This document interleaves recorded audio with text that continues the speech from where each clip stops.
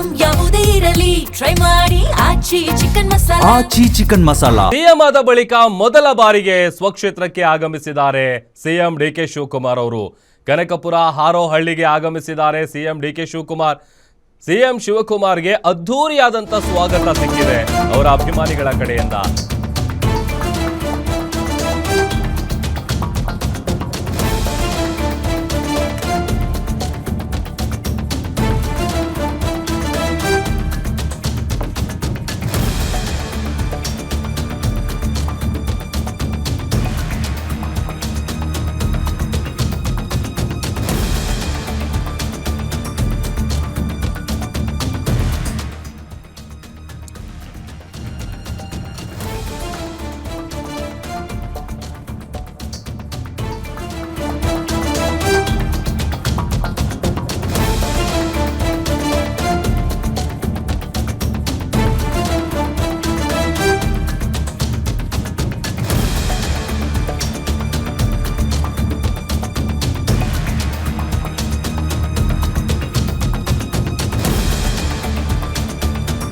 CM ಆದ ಬಳಿಕ ಮೊದಲ ಬಾರಿಗೆ ಸ್ವಕ್ಷೇತ್ರಕ್ಕೆ ಆಗಮಿಸಿದ್ದಾರೆ ಸಿಎಂ ಡಿಕೆಶಿ.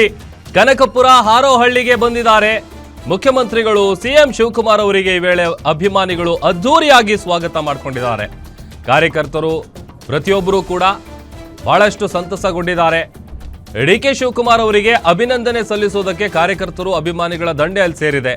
ಬಿರು ಬಿಸಿಲಿನಲ್ಲೂ ಕೂಡ ಸಾವಿರಾರು ಸಂಖ್ಯೆಯಲ್ಲಿ ಅಭಿಮಾನಿಗಳು ಸೇರ್ಕೊಂಡಿದ್ದಾರೆ. ಹಾರೋಹಳ್ಳಿಯಲ್ಲಿ ತೆರೆದ ವಾಹನದಲ್ಲಿ ಕೆಲ ಕಾಲ ರೋಡ್ ಶೋ ಕೂಡ ನಡೆಸಲಾಗುತ್ತೆ. ಅಲ್ಲಿಗೆ ರೋಡ್ ಶೋ ಮೂಲಕ ಕ್ಷೇತ್ರದ ಜನರಿಗೆ ಅಭಿನಂದನೆಯನ್ನ ಸಲ್ಲಿಸುತ್ತಾರೆ ಸಿಎಂ.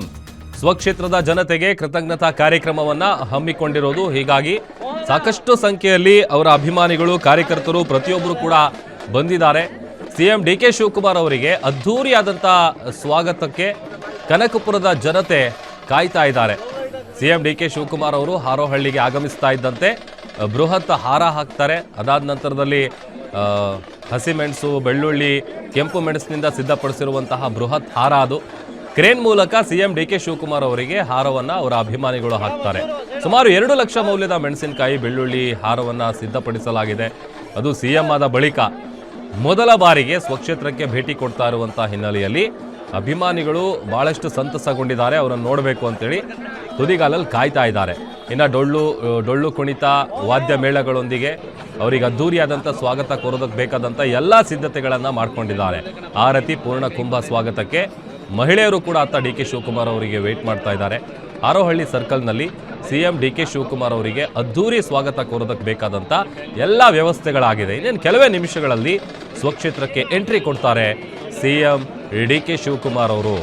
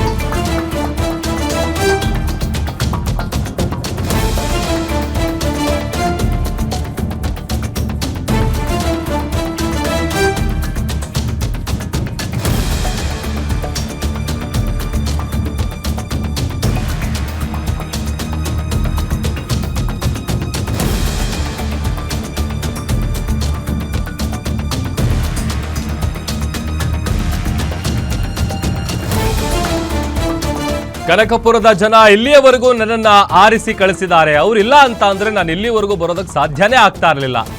ಹಾಗಾಗಿ ಸ್ವಕ್ಷೇತ್ರಕ್ಕೆ ನಾನು ಹೋಗ್ತಾ ಇರ್ತೀನಿ ಅಂತ ಸಿಎಂ ಡಿಕೆಶಿ ಹೇಳಿದ್ದಾರೆ. ಕಳೆದ 40 ವರ್ಷಗಳಿಂದ ಕನಕಪುರ ಜನರು ನನ್ನನ್ನ ಬೆಳೆಸಿದ್ದಾರೆ. ಮೊದಲು ನನ್ನ ಕ್ಷೇತ್ರಕ್ಕೆ ಕೃತಜ್ಞತೆ ಸಲ್ಲಿಸೋದಕ್ಕೆ ಹೋಗ್ತಾ ಇದ್ದೀನಿ. 20ರಿಂದ 25 ಕ್ಷೇತ್ರದ ಸ್ಥಳಕ್ಕೆ ಭೇಟಿಯನ್ನ ನೀಡಿ ಕೃತಜ್ಞತೆಯನ್ನ ಸಲ್ಲಿಕೆ ಮಾಡ್ತಾರೆ. ನನ್ನ ಕ್ಷೇತ್ರದ ಜನರಿಗೆ ನೀವು ಬರಬೇಡಿ, ನಾನೇ ಬರ್ತೀನಿ ಅಂತ ಹೇಳಿದ್ದೆ.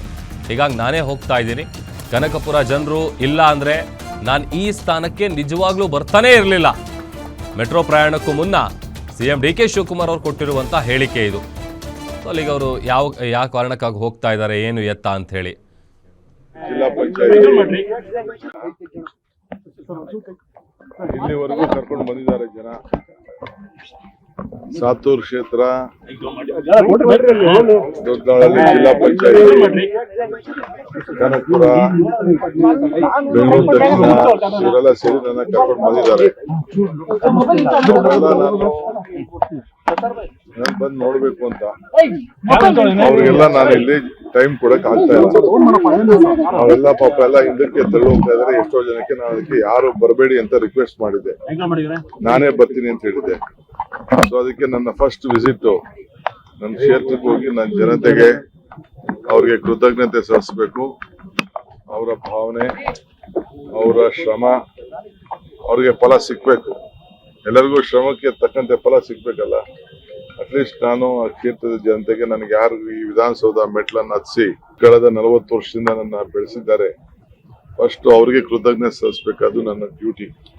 ಸೊ ಅದಕ್ಕೆ ಎಲ್ಲಾ ಕೆಲಸ ಬಿಟ್ಟು ಫಸ್ಟ್ ಇವತ್ತು ಸಂಡೇ ಅವ್ರನ್ನ ಭೇಟಿ ಮಾಡಕ್ ಹೋಗ್ತಾ ಇದ್ದೀನಿ. ಬೆಳಗ್ಗೆಯಿಂದ ಒಂದು 20 ಜಾಗ ಐಡೆಂಟಿಫೈ ಮಾಡಿದ್ದೀನಿ, 20-25 ಜಾಗ ಎಲ್ಲ ಭೇಟಿ ಮಾಡಿದ್ದನ್ನ ಐಡೆಂಟಿಫೈ ಮಾಡಿದ್ದೀನಿ. ಎಲ್ಲರನ್ನೂ ಕೂಡ ಒಂದು ಅರ್ಧ ಗಂಟೆ ಅವ್ರಿಗೆಲ್ಲ ಧನ್ಯವಾದ ಹೇಳೋಕ್ಕೆ ಕೆಲಸ ಮಾಡ್ತೀನಿ. ಆಮೇಲೆ ಅವ್ರಿಗೆ ಪ್ರತ್ಯೇಕವಾದಂತ ಭೇಟಿಗೆ ನಾನು ಅಧಿಕಾರಿಗಳನ್ನ ಹಾಕ್ತೀನಿ ಮತ್ತು ಅವ್ರ ಕೆಲಸ ಕಾರ್ಯಗಳನ್ನ ಹಾಕ್ತೀನಿ. ಬಟ್ ಅವ್ರು ಯಾವ್ದು ನಂಗೆ ತೊಂದರೆ ಕೊಟ್ಟವರಲ್ಲ, ಅವ್ರ ಕೆಲಸ ಅವರು ನೋಡ್ಕೊಂಡು ಹೋಗ್ತಾ ಇರ್ತಾರೆ.